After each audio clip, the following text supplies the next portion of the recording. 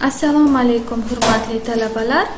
Bugungi mavzuyimiz tabiat bilan tanishtirish metodikasida ta'limiy o'yinlarning ahamiyati. Bugungi mavzumizning rejalari quyidagilardan iborat. Maktabgacha ta'lim tashkilotida ta'limiy o'yinlar. Maktabgacha ta'lim tashkilotida ta'limiy o'yinlarning ahamiyati. Tayanch tushunchalarimiz quyidagilardan iborat.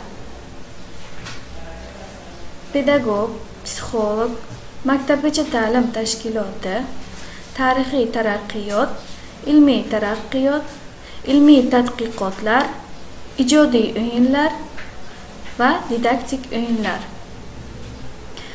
Bugungi kunda mustaqil O'zbekistonimizda olib borilayotgan ta'lim sohasidagi islohotlarning bosh maqsadi aynan tabiatni muhofaza qilishga qaratilgan. Ya'ni o'sib kelayotgan yosh avlod mustaqil O'zbekistonimizning kelajagini, taraqqiyotini kafolatlaydi.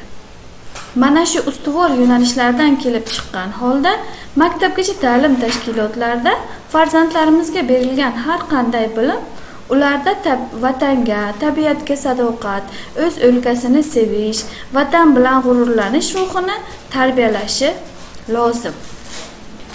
Shunday ekan, tabiat bilan tanishtirish metodikasining asosiy vazifalari quyidagilardan iborat bo'lishi lozim. Bolalarni o'z o'lkasini sevishga o'rgatish, o'zining, tengdoshlari va kattalarning mehnatini qadrlashga o'rgatish. Tabiat orqali psixik jarayonlarni rivojlantirish, sezgilar, idrok, xotira, xayol, tafakkur, tasavvur, nutq va diqqat. Bolalarni hissiyotini, irodasini rivojlantirish. Tabiat in'om etgan ne'matlarni avayrab asrashga o'rgatish. Yuqoridagi vazifalardan kelib chiqqan holda bolalarni har tomonlama tarbiyalashda tabiat orqali aqliy tarbiya, axloqiy tarbiya, nafosat tarbiyasi, jismoniy tarbiya, ekologik tarbiya hamda iqtisodiy tarbiya berish lozim. Ma'lumki, bolalarning asosiy vaqti o'yin bilan o'tadi. O'yin maktabgacha yoshdagi bolalarni har tomonlama rivojlanishining muhim vositasi. Ularning asosiy faoliyati bo'lib hisoblanadi. O'yin jarayonida bola shaxsi faoliyat subyekti sifatida shakllana boshlaydi. O'yin uzoq davrlardan beri mashhur olimlar, pedagog psixologlar, faylasuflar, sotsiologlar, etnograflar va madaniyat arboblari diqqatini o'ziga qaratib kelgan. Tarbiyachilar bolalar o'yiniga rahbarlik qilishda quyidagilarga rioya qilishlari lozim. O'yin bilan mehnat o'rtasida to'g'ri munosabat o'rgatish. O'yinda bolalarning bo'lajak mehnat jamoasiga xos bo'lgan jismoniy va axloqiy jihatlarini tarbiyalash. O'yin bolalarning mustaqil faoliyati bo'lib, unda bolaning ruhiyati namoyon bo'ladi. O'yin maktabgacha yoshdagi bolalar hayotini tashkil etish shaklidir. O'yin bolalarni har tomonlama tarbiyalash vositalaridan biridir. O'yin bolalarga ta'lim va tarbiya berishning metod va usulidir. O'yin bolalarni atrof, tabiatga munosabatlarning shakllanish ilk bosqichidir. O'yin bolalarni o'quv faoliyatiga tayyorlash vositasidir. Bolalar o'yini o'zining mazmuni, xususiyati tashkil etilishiga ko'ra xilma-xildir. Shuning uchun uni quyidagi turkumlarga ajratiladi. Ijodiy o'yinlar va qoidali o'yinlar. Ijodiy o'yinlarni bolalar o'zlari o'ylab topishadi. Unda oldindan belgilangan qoidalar bo'lmaydi. O'yin qoidasini bolalar o'zlari o'yin jarayonida belgilashadi. Ijodiy o'yinlarga dramalashgan o'yinlar, qurilish o'yinlar, tabiiy materiallar bilan o'ynaladigan o'yinlar kiradi. Qoidali o'yinlarning mazmuni va qoidasi kattalar tomonidan belgilanadi. Qoidali o'yinlarga quyidagilar kiradi: didaktik o'yinlar, harakatli o'yinlar, musiqiy o'yinlar va ermak o'yinlari. Zaporojets o'yinining ahamiyati haqida gapirar ekan, o'yinda tevarak atrofdagi predmet va voqealarning umumlashgan tipik obrazlari mavzusini yaratish qobiliyati rivojlanadi. Keyin ular har xil qilib o'zgartiriladi. Jamiyat hayotida mehnat jarayonida bolalar kattalar mehnatiga taqlid qilish orqali o'ynaydilar. Xuddi shu o'yin keyinchalik bolalarni mehnat faoliyatiga tayyorlashda muhim bosqich bo'lib hisoblanishini asoslab, o'yinni obrazli, hayotni haqqoniy aks ettiruvchi jarayondir degan edi Plexanov. Plexanov san'atning kelib chiqishini tadqiq qilayotganda bolalar o'yinlariga katta e'tibor qaratadi. Uning fikricha, kishilik tarixida o'yinlar san'at kabi mehnat paydo bo'lgandan so'ng va uning asosida vujudga kelgan. U o'yinda kattalarning mehnat faoliyati o'z aksini topadi. O'yin mehnat farzandi, u mehnatdan oldin paydo bo'lgan hodisadir deb yozgan edi. O'yinning mehnat jarayoni asosida paydo bo'lganligi va uning yosh avlodni mehnat faoliyatiga tayyorlashdagi roli, o'yin mazmunining bola shaxsini shakllantirishdagi ahamiyatini Ushinskiy asoslab berdi. Tabiatning oddiy hodisa va predmetlari haqida bolalarning tasavvurlarini kengaytirish maqsadida o'tkaziladigan kuzatishlar bilan bir qatorda xilma-xil o'yinlardan keng foydalaniladi. Bu o'yinlarda bolalar sezuvchanlik tajribasini orttiradilar, egallagan bilimlarini ijodiy o'zlashtiradilar. Bolalarni tabiat bilan tanishtirishda didaktik, harakatli va ijodiy o'yinlardan foydalaniladi. Didaktik o'yinlarda bolalar o'zlarida tabiatdagi predmet va hodisalar, hayvonlar va o'simliklar haqida mavjud bo'lgan bilimlarni aniqlaydilar, mustahkamlaydilar, kengaytiradilar. Ko'pgina o'yinlar bolalarni umumlashtirish hamda klassifikatsiya qilishga o'rgatadi. Didaktik o'yinlar xotira, diqqat, kuzatuvchanlikning o'sishiga yordam beradi. Bolalarni mavjud bilimlardan yangi sharoitlarda foydalanishga o'rgatadi. Turli aqliy jarayonlarni aktivlashtiradi, lug'atni boyitadi.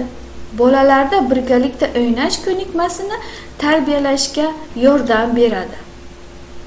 Bolalarni tabiat bilan tanishtirishda predmetli, stol bosma va og'zaki didaktik o'yinlardan foydalaniladi. Predmetli o'yinlar barglar, urug'lar, gullar, mevalar, sabzavotlar bilan o'ynaladigan ajoyib qopcha, mevalar va ildizlar, shoxdagi kimning bolachalari va shu kabi o'yinlardir.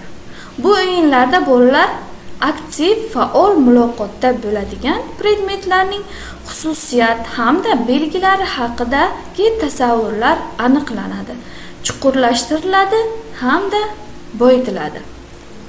Stol bosma o'yinlari zoologiya lotosi, botanika lotosi, yilning 4 fasli, kichkintoylar, mevalar, o'simliklar, barglarni terib ol, juft rasmlar va shu kabilardir. Bu o'yinlar bolalarning o'simliklar, hayvonlar, jonsiz tabiat hodisalari haqidagi bilimlarini tizimlashtirish, aytilayotgan so'zga ko'ra predmetning obrazini tiklash ko'nikmasini shakllantirishga yordam beradi. O'yin so'z bilan birgalikda olib boriladi. So'z yo rasm idrok etilishidan oldin keladi yoki o'yin bilan uyg'unlashib ketadi. Bundan o'yinlar har kungi ishda ozchilik bolalar bilan o'tkaziladi. Og'zaki o'yinlar esa nima uchadi, yuguradi, sakraydi, suvda, havoda, yerda, kerak emas va shu kabilar hech qanday jihoz talab qilmasligi tufayli juda maqbuldir. Ular u yoki bu predmetlarning faoliyatlari hamda harakatlari haqidagi bilimlarni mustahkamlash, bilimlarni umumlashtirish va tizimlashtirish maqsadida o'ynaladi. Bu o'yinlar diqqatni, zehnlilikni, reaksiya tezligini, ravon nutqni rivojlantiradi. Tabiatga oid o'yinlarni o'rganish barcha didaktik o'yinlar uchun umumiy bo'lgan qoidalar bo'yicha amalga oshiriladi. Kichik guruhlarda birinchi bosqichda tarbiyachi o'yinni bolalar bilan o'ynaydi. O'yin davomida u bir qoidani aytib, uni shu zahotiyoq tatbiq qiladi. Takroriy o'yinda qo'shimcha qoidalarni aytadi. Ikkinchi bosqichda tarbiyachi o'yinda faol qatnashmaydi. Chetdan rahbarlik qilib, o'yinni yo'llab turadi. Uchinchi bosqichda bolalar mustaqil o'ynaydilar. O'rta guruhda o'yinga o'rgatish usuli o'zgaradi. Avval tarbiyachi o'yinning mazmunini aytib, oldindan bir ikkita muhim qoidani ajratib ko'rsatadi. O'yin davomida u bu qoidalarni yana bir bor ta'kidlaydi. O'yin harakatlarini ko'rsatadi, qo'shimcha qoidalarni beradi. Keyingi bosqichda bolalar mustaqil o'ynaydilar. Tarbiyachi o'yinni kuzatib turadi, xatolarni to'g'rilaydi, ziddiyatli vaziyatlarni bartaraf qiladi. O'yinga qiziqish susaygan vaqtda tarbiyachi o'yinning boshqa variantini taklif qiladi. O'yin mashqlari va o'yin mashg'ulotlari aytib o'tilgan o'yinlardan tashqari bolalar bilan bo'ladigan ish jarayonida ko'p miqdorda o'yin mashqlaridan bargiga qarab daraxtni top, ta'midan bilib ol, xuddi shunga o'xshash gulni top, sariq bargni olib kel va boshqalar foydalanadi. O'yin mashqlari predmet va hodisalarning sifati hamda xususiyatlariga ko'ra farqlashga o'rgatadi, kuzatuvchanlikni o'stiradi. Bu o'yinlar butun guruh bolalari bilan yoki ularning bir qismi bilan o'tkaziladi. O'yin mashqlari kichik va o'rta guruhlarda alohida ahamiyatga egadir. O'yin mashg'ulotlaridan kichik va o'rta guruhlarda foydalaniladi. Katta guruhlarda esa u mashg'ulotning bir qismi hisoblanadi. Harakatli o'yinlar tabiatshunoslik xarakteridagi harakatli o'yinlar hayvonlarning xatti-harakati, ularning hayot tarziga taqlid qilish bilan bog'liq bo'lib, ba'zilarida jonsiz tabiat hodisalari aks ettiriladi. Bular ona tovuq va jo'jalar, mushuk va sichqonlar, quyosh va yomg'ir, bo'rilar va qo'ylar va shu kabi o'yinlardir. Bolalar bu o'yinlarda harakatlarga, tovushlarga taqlid qilib, bilimlarni chuqurroq egallaydilar. O'yindan zavqlanish bolalardagi tabiatga bo'lgan qiziqishni chuqurlashtiradi. Ijodiy o'yinlar. Ijodiy o'yinlarda bolalar mashg'ulot, ekskursiya, kundalik hayot jarayonida olingan taassurotlarni aks ettiradilar. Kattalarning tabiatdagi mehnati, parrandachilik fabrikasi, chorvachilik mollari fermasi, issiqxona va shu kabilardagi ishlar haqidagi bilimlarni egallaydilar. Bunda ularga mehnatga ijodiy munosabat shakllanadi. Ular kattalarning tabiatdagi mehnatining ahamiyatini anglab oladilar. Ijodiy o'yinlarning mustaqillik xarakteri tarbiyachiga ulardan bolalarni yangi bilim, malaka va ko'nikmalarga o'rgatish metodi sifatida foydalanish imkoniyatini bermaydi. Biroq tarbiyachi bolalar qaysi bilimlarni yetarlicha egallaganliklarini, yetarlicha to'liqligini, qaysilarini yana aniqlash, kengaytirish lozimligini bilib olishi uchun ijodiy o'yinlarni diqqat bilan kuzatib borishlari muhim sanaladi. Tarbiyachi tabiatshunoslik mazmunidagi ijodiy, sujetli rolli o'yinlarni boyitib, ekskursiyalar, sayrlar vaqtida bolalarning kattalar mehnati haqidagi bilimlarini kengaytiradi va chuqurlashtiradi. Filmlar ko'rsatadi, kitoblar o'qib beradi. O'yinning rivojlanishiga turli kasb egalari mehnatkashlari, sut sog'uvchi, bog'bon, kombaynchining hikoyasi alohida ta'sir ko'rsatadi. Kattalar bilan jonli muomala bolalarda ularning mehnatiga nisbatan qiziqish uyg'otadi va o'yin mazmunini boyitadi. Tabiatshunoslik mazmunidagi ijodiy o'yinlarni avj oldirish uchun sharoit yaratish zarur. O'yinchoqlar va qishloq xo'jalik mashinalari, hayvonlar va shu kabilar kiritiladi. Ijodiy o'yin turlaridan biri tabiiy materiallar, qum, qor, loy, mayda toshchalar va shu kabilar bilan o'ynaladigan qurilish o'yinlaridir. Bunda bolalar ijod qilar ekan, materiallarning xususiyatlari va sifatlarini bilib oladilar. Bu o'yinlarni boshqarish ham lozim sanaladi. Har bir yosh guruhda yilning har bir fasliga oid tabiiy materiallar bilan o'ynash uchun sharoit yaratiladi. Bular qum maydonchalari hamda qum stollari, qum va qor bilan o'ynash uchun shakl to'plamlari, odamlar va hayvonlarning plastikdan yasalgan shakllari, uy, daraxtlarning fanerdan yasalgan ko'rinishlari, butalar, shoxchalar, chaqamoq, metall karkaslar bo'lib, bular yordamida tabiatdagi harakatlar mazmuni ijod qilinadi.